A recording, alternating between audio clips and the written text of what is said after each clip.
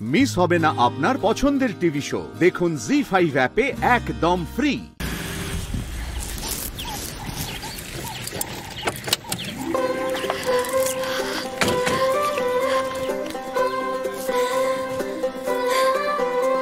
আপনি আমাকে এখানে আনলেন স্যার?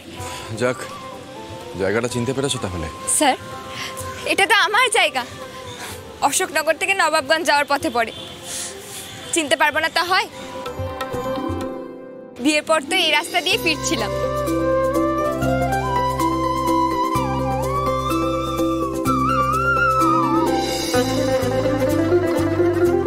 পুরনো সব কথাগুলো মনে পড়ে যাচ্ছে স্যার।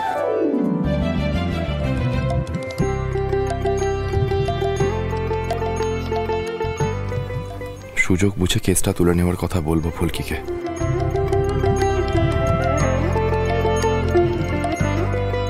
যদি মামলাটা না তোলে তাহলে তো কেসটা চলবেই। আমাকেও উত্তর দিতে হবে ফুলকির উকিলের চিঠির। আর শালিনীর যা মানসিক অবস্থা, তাতে ও তো ডিভোর্সটা করার জন্যই জোর দেবে।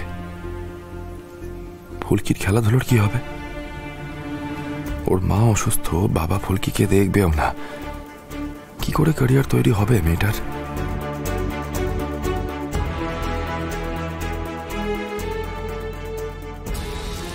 আরে স্যার, স্যার, আপনি ওখানে দাঁড়িয়ে কি করছেন? এদিকে আসুন, এক্ষুনি তো ফুচকাওয়ালা ভেলপুরিওয়ালা চলে আসবে। এই মেয়ে নাকি আমাকে ডিভোর্স দেবে। কি করবে ও ডিভোর্সের পরে? দায়িত্ব যখন নিয়েছি তখন কিছুতেই ওকে ঠেলে ফেলে দিতে পারবো না আমি। লেভা, স্যার আসুন।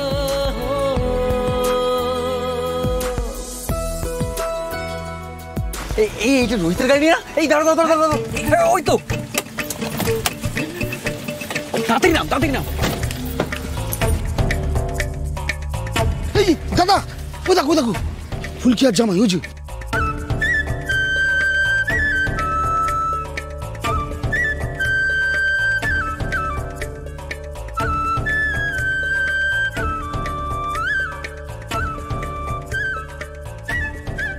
ও বাবা, হয়ে গেল রে ধানু।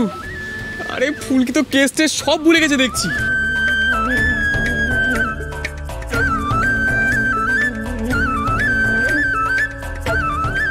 কিছু একটা করতে হবে আমাদের। ভোমলদা, আমরা কি করে পার্কে ঢুকবো? কেউ যেন চিনতে না পারে আমাদের। কি করবে ওরে?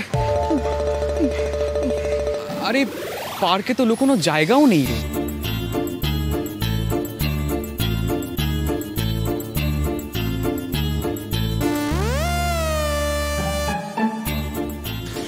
ধুৎ বাবা, কিছুতেই ফুলটা মাথায় লাগাতে পারছি না।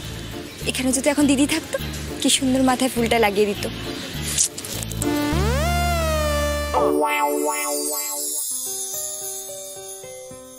দেখি আমাদের